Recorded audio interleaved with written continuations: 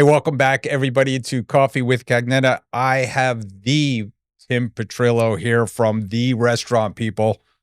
And if you don't know Tim and his group, they are the operators of many restaurants down here in Fort Lauderdale. But not only that, being a part of an amazing restaurant group, Tim is very involved in our community.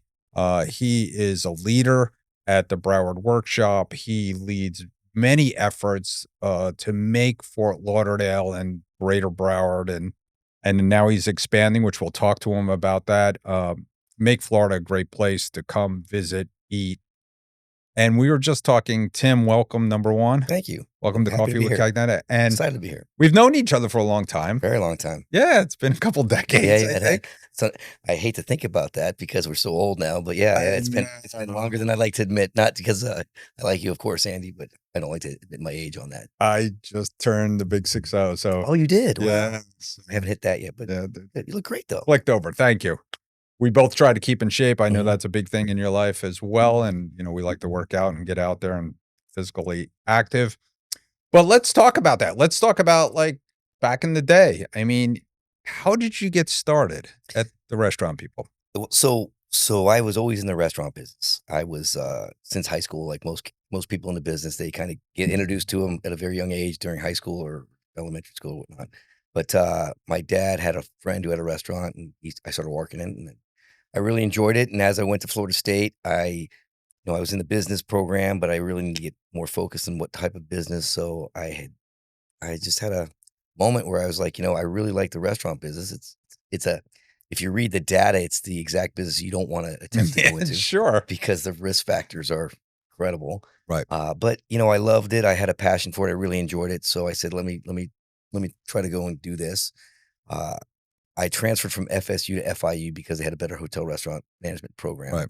And in Miami, you have the opportunity to work at, Class A establishments, hotels, 5-star hotels, restaurants, whatnot. So I moved down and I went to FIU and I started school there and finished their program. And I worked at a place called Mark's Place, but back in the day was the restaurant in South Florida. Yeah, sure. Yeah, he was Of course. was the top chef. He was, James Beard winner, Michelin star guy. And I was working there as a bar manager. And interesting enough, Houston's, in my opinion, is the gold standard in hospitality and restaurant company. If you're going to go work for they don't like to call themselves a chain, but they have over 50 stores. So, Yeah. but they operate it very much like not a chain. Okay, so they were the gold standard. I wanted to go work for them. I had applied for them, and I got turned down. So I was interesting story. I applied for them. I got my notification that I didn't meet their qualifications that day. And I go into work, and Mark wanted me to go work for them. My brother was in the industry. He wanted to go work for them. And I would bartend 2 nights a week, and I managed the other 3. And so I'm bartending that night. I'm sitting at the bar having a conversation with this guy. Well, as fate would have it, he was the owner of Houston's. And I actually met him there, he offered me a job, and I went to go work for them, open stores around the country for them, and did that for a few years, got a great experience. And at the time, Mark was he raised capital to go from 1 to 5 units. And I had already went off to Houston, so he hired me back to help him do this rollout. And so we were in the process of doing this rollout. We were on our fourth of 5 stores. And I told him, I'm like, listen, my goal was to always open my own restaurant, and I'm going to do that. So I ended up going on my own, and the chef at Mark's Las Olas was Peter Balukas. And of all the chefs I worked with, he was certainly one of the most talented, but he not only had the skills and a palate to be a great chef, he also had the business side of it. And he could not only create wonderful dishes, but you can make money on his dishes versus, a lot of chefs put great things on the plate, but it's more for their ego than it is for the bottom line. Sure. So Peter had that rare ability. So, and at the same time, Alan Hooper, who is our other partner, He and I were talking about doing something together. He had a piece of real estate he wanted to buy. Uh, he wanted to put a restaurant in. Like, well, we can't do restaurant without food, so we need to bring Peter, and that's kind of how the whole thing Right. evolved and started. And that was in 1997. And that was on Second. That was on Second Street. So we did Yeah. Hershey Bar and Grill was our first restaurant. Right. Then we did Tarpon Bend down there, and then we did Sidebar, and then House all on Second Street area. Yeah. And you've grown since then. Yes. Obviously. Sure. You've Yep. Fortunately. Yeah. Yeah. Yeah. Fortunately, No, we have you've done a great job. I mean, you're right. Houston's is like so one of my first jobs out of college, I worked for Stouffer's International, and they had a few concepts, and one of them was trying to copy Houston's. It was called JB Winberry's. There's everybody tries to copy Houston's. And they didn't do it well. And it's so funny you mentioned that putting good food on the plate that you can make money with. So I think Stouffer's had the ability to put things on the plate that would make them money. They did not have the ability to make it taste good. So, well, so I think that's a unique skill, as you said that. I would say that Houston's is very, very special, and people who try to emulate Houston's fall short because they're not willing to commit the effort, capital, and unwavering commitment to their standards. Right. Okay?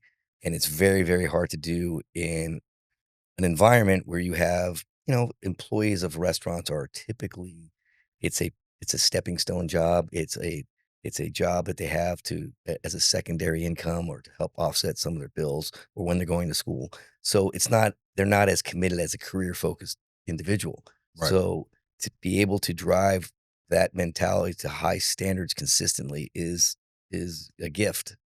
It's a very challenging. Houston does better than.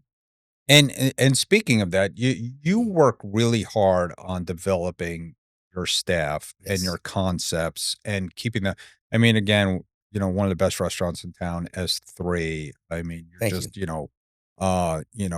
Boatyard. I mean, just, really top notch. And you've done some other things like Rooftop, some really interesting concepts like the what's the concept called where you have the taste. Yeah, TRP taste. Yeah, TRP taste, where you have special events and things like that. You've done outside the box, but as you said, it's a very interesting business. And I've watched you bring in outside experts. One we were talking about right before we got started, which turned out to be a favorite book of mine. Now I've recommended it to other people, and it's literally exploded across our company. People reading Will Guidera's Unreasonable Hospitality, and you brought him in.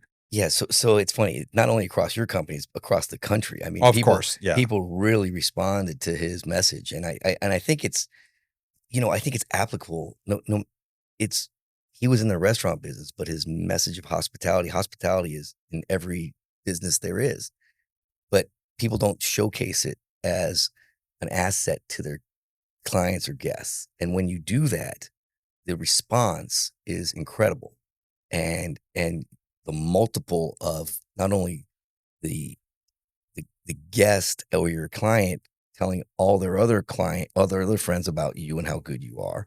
It's a wonderful approach to a business, and people responded to it. And I bring people like that into our company because obviously we're a hospitality company. It's very important, and it showcases that, we talk a lot about hospitality, but when we do things like this and bring people in, professionals to teach us how to be better at hospitality, it sends a signal to our commitment to the team.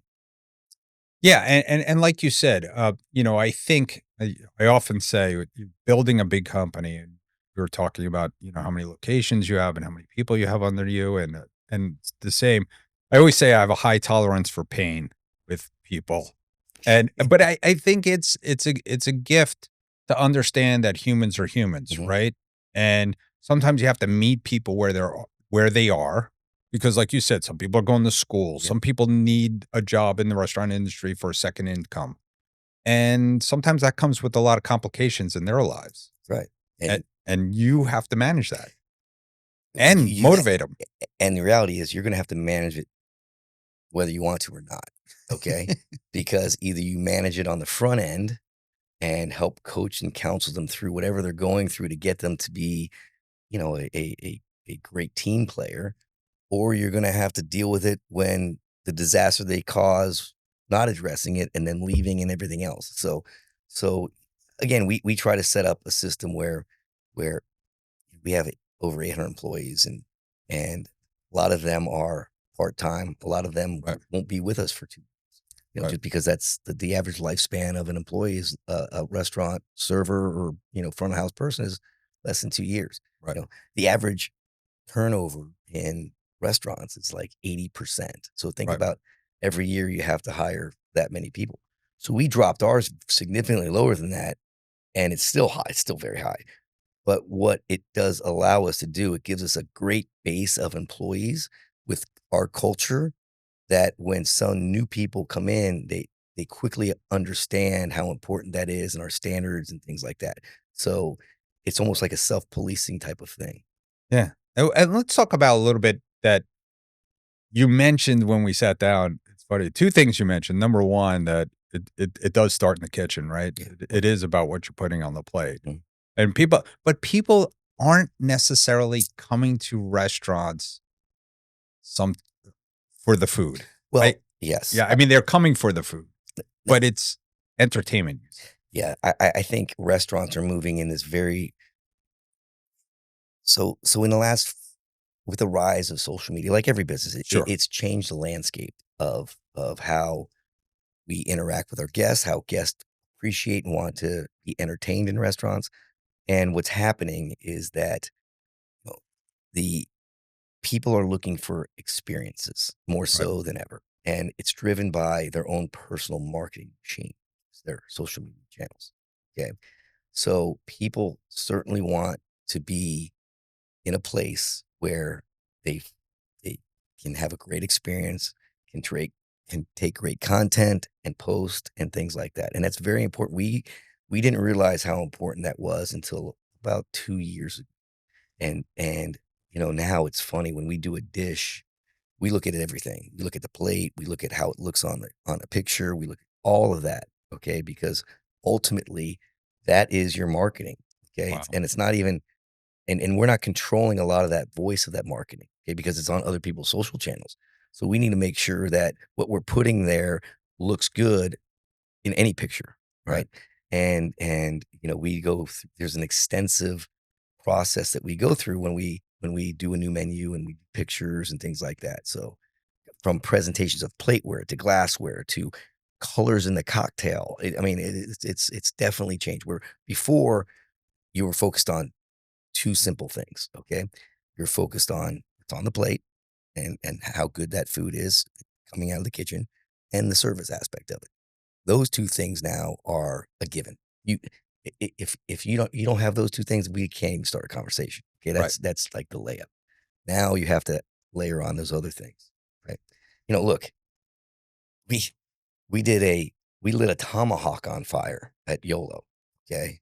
So we came up with this presentation where we roll it through the dining room, we light it on fire, and we carve it tableside.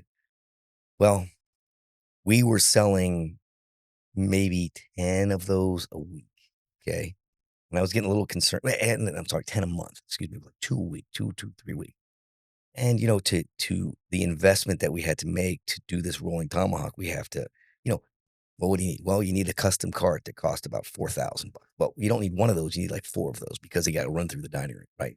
You need special knives that are made. You need you need to, we needed to have a special broiler for these tomahawks. There's a whole Right. bunch of infrastructure investment that we're betting on to make sure this. Now we roll this thing out. I thought it was going to catch on, right? No pun intended. Right. But, Catch on fire. and it didn't. And I was getting a little nervous. So we hired this influencer, and her name is Gigi, and she's wonderful. And she's a food blogger, food influencer. And she's not what you would normally think of when you think of an influencer. So she comes in and she's setting up this elaborate, and Nikki is my marketing director. And this is middle dining room. It looked like this set up in here, Right. but with them, eating a tomahawk. So Nikki's like, Tim, let's just have this done. It's going to be done in like 15, 20 minutes. I'm like, okay. So she does it. She puts this reel out, and next thing we know, this thing's got a million plus views. So last year we sold over $1 million in tomahawks. Last year. That's crazy. Yeah. That just goes to show you the power of social media. You know, it's the best and the worst thing ever. Okay. Yeah, sure. Because for as good as that was, it can be as bad as you could ever think too. Right. If it gets in the wrong hands, or God forbid an employee does something foolish, you just don't know what could happen, right? Everybody has a camera. Everybody has a camera, and everybody wants to take pictures, and everybody wants to, catch something. So it's very powerful. I mean, when we first launched, the restaurant people, Himmershey Bar and Grill was our first restaurant, and we were about out of business. I had opened in August. We were, we weren't catching on. We could not advertise, and back then there was no social media. So you had a food critic, and that critic would scream to 500,000 subscribers, or or their base of delivery, and those people would read if we were a good restaurant or not, right? And now today you can have 5,000 people screaming to their 10,000 followers and get the word out just like that. And it happens a lot faster, and, sure. And it's much more beneficial to businesses. But, it's crazy. We were literally almost out of business, and we got this review, and we went from there was a couple nights that we did 0 people walking in the restaurant. Wow. That is so demoralizing. You have no idea. And it's not only demoralizing, it's demoralizing the staff. The staff is like, okay, they need tips. I'm here to make money. Right. And there's nobody. And, they believed in Peter and I because we were young guys. We were energetic. We were really, we were giving it our all. But at the end of the day, they didn't pay the rent. Right. So this critic came in, and he wrote, it was from the Sunset, and he wrote, I couldn't have written this review better. And we went from doing 30 covers on a Friday to 300 like that. And during the week, we went from doing, 20 people to 100, 150. I mean, that's how powerful the critics were. Wow. Now with social media, it's still that powerful if you have the right messaging and if you have the right responses. Now, of the, call it 50 people that are posting on their social media, yeah, you might get some bad ones, but at the same time, you figure the majority is good. You're going to get a good sense of the social media, kind of control the content. And really that kind of whole like food critic thing like evolved into something like Yelp, and now Yelp's kind of gone, right? Yeah. See, I think that, it's funny. First off, I believe now, being a business that is reviewed by Yelp, that can be painful, right? But I do believe it's a great tool. I do believe when you can give unfiltered feedback about an establishment, over time, you will get a sense of the place, right? If a restaurant has over 1,000 reviews and they're above 4 stars, chances are you can get a good meal from that. Right. Okay. If you have 5 stars on 30 reviews, that could be the staff just bumping over, right? But I do believe it's a good tool. Now, you have TripAdvisor, you have Google, you have Google Yelp, itself. you have all these, review services. Google is the way they have positioned search in general. Their reviews tend to be recognized a lot more than Yelp. I sense that Yelp, they're angry people. Yeah, Yelp, I kind of compare to like Twitter. They have an axe to grind. That's right? a great thought. And TripAdvisors, they're just lovely people. Yeah, they're happy people. They're happy. They're like traveling. And so it's kind of interesting how the review sites are different. But I think it's important. I think you can get a sense of what the type of establishment is from them. Well, we are a long way from the old Yelp days and the Sun Sentinel being the be all, say all. So now you're in a place where you're growing your organization, you're branching out, and you're making investments in real estate too, right? Now, this is a real estate play because landlords have been tough, and there's been ups and downs, and COVID and not COVID. So now you're in a place. Tell us what you're doing today. Like, tell us what's going on. So So how we evolved originally was, Alan was always in the restaurant business. I mean, excuse me, the construction business. I was in the restaurant business. We recognized that, when we opened Himmershey Bar and Grill, we saw the traffic that we drew to Second Street, and we're like, wait a second, this is interesting. We should buy the corner where Tarpon Bend was, and then build a restaurant there. So we started accumulating real estate, but driving it through F&B. And the unique thing that we can do is we can buy a piece of real estate and we can program a concept that we think might fit. And that's really why TRP has so many different concepts. Right. We feel we know the market in Fort Lauderdale pretty well, and we can see where the voids are in the market, and we can take down a piece of real estate and say, okay, let's program it with this, and then see how that works. So that's kind of how we've evolved that. And we started doing bigger and bigger projects, done some residential with the lofts on Andrews that evolved from, we had office lofts above Tarpon Bend, and Alan had his office there, and people kept on going up to him asking, hey, is this a loft to live in, a residential loft? It's like, this is crazy. The demand for residential lofts is pretty significant here. We should do lofts. And that's how that evolved. So it's one of these things where we've become opportunist, and we kind of take on projects that see an opportunity that might. Yeah. I mean, it's, and Fort Lauderdale's thriving. Oh, I yeah. mean, Florida itself too, right? But, there's something special, I think going on. I do too. And I see it. Not a lot of other people see it like we see it, though. And I think that's the opportunity. Right. I'm in Miami probably 3 times a week. I was down there last night. Miami is an incredible city. It's an international city. Yeah, absolutely. It is one of the, top 5 recognized cities in I would say in the States right now. I mean, Yeah, if you agreed. if in the top 3, Yes. So it is a very intense kind of environment. There's multicultural things like that. Where Lauderdale is, you have access to all that, but yet it's a little bit more approachable. It's a little bit more not as I guess flashy, I guess you would Right. say. It's still a little more homegrown. So and it's perfectly situated between Palm Beach County and Miami, and with Brightline, it connects it even more. And it's a little cheaper here. I'm hearing I'm hearing in our store. The funny thing is, the more I stay in our stores, I get a great barometer of what's going on, what Right. people, and I'm talking to people up here, and you ask them where they moved to Miami. They didn't like they moved up. Right. They moved up here. They like this kind of The living. restaurants are not cheap down there. No, it's listen, okay. It's a 40% premium on food and beverage down there. Yeah. All day long. Yep. And that's the demand. But it's a 40% premium on everything, wages, everything down there. Higher. Right.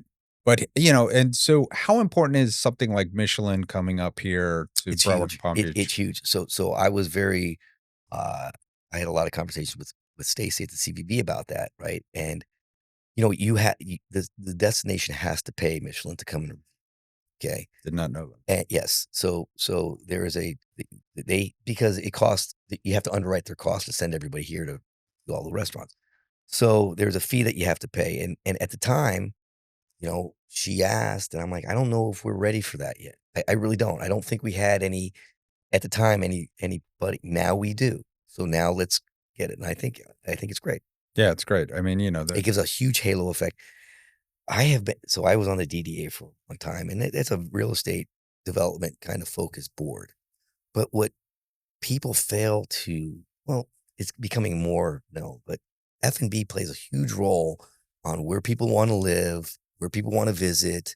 They want to make sure that it's an area where they can be entertained. And the easiest way and the number one way to be entertained is food and beverage, going out to restaurants and things like that. So people want a city that has a lot of those different assets, and they want a cultural vibe that goes in the city.